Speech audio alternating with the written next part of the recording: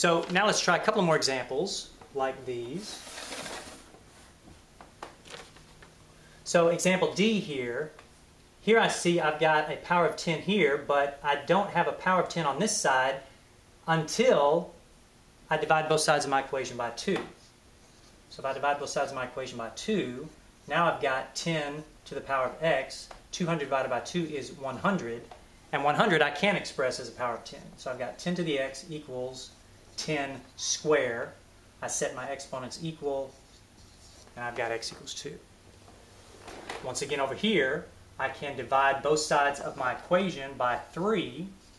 That will get rid of this number 3 on this side. They cancel out.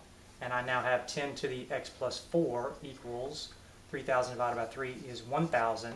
And again, I can express 1,000 as 10 to the third power. I can set my exponents equal to each other. That gives me x plus 4 equals 3. I subtract 4 from both sides, and I get x equals negative 1.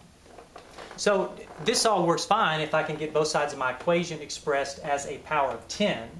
But what if I can only get one side of my equation expressed as a power of 10? Well, if that's the case, then I'm going to need to use logarithms to solve my equation.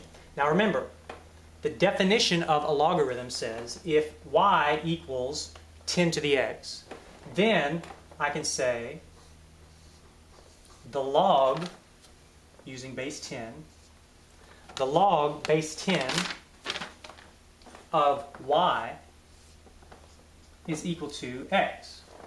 So I can use this rule, I can use this definition of logarithms to solve these equations. And let's take a look at what that's going to be like.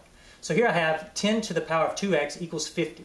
50 I cannot express as a power of 10, so I want to rewrite this using this definition of logarithms. And actually, before I do that, let me kind of turn this around. Let me write this. I'm going to put 50 on this side and 10 to the 2x on this side. So I have a number here which is equal to 10 to a power.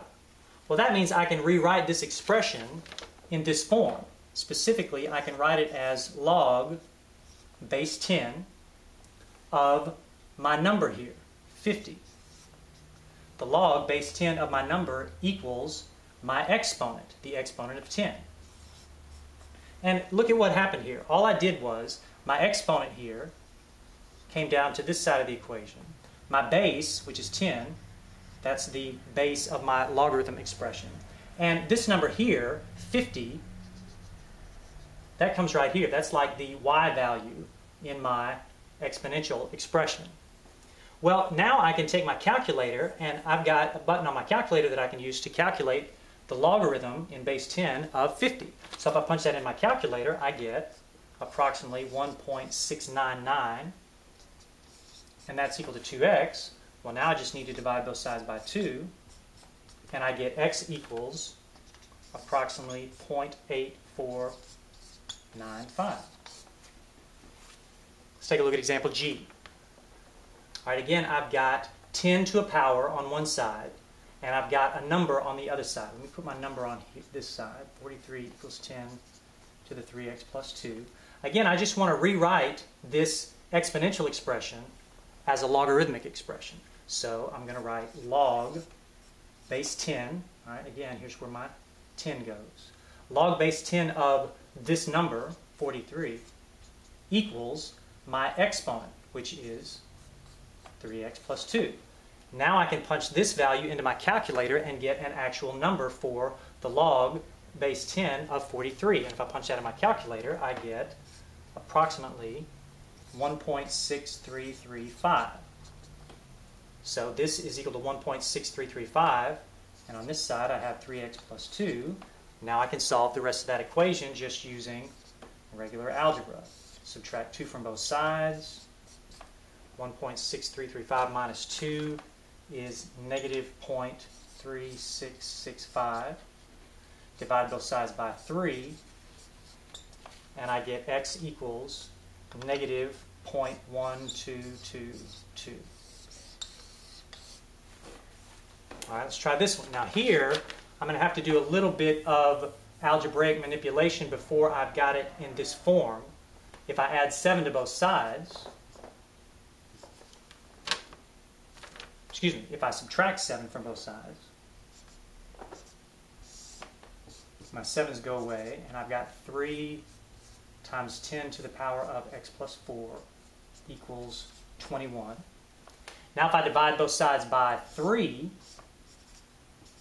then my 3 is going to go away over here, and I've got 10 to the power of x plus 4 equals 7. Now I have it in this form, which means I can change it into a logarithmic form. So let's see. Log, my 10 is my base, so it's going to go here.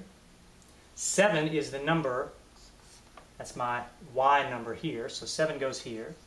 And my exponent, x plus 4, goes over here.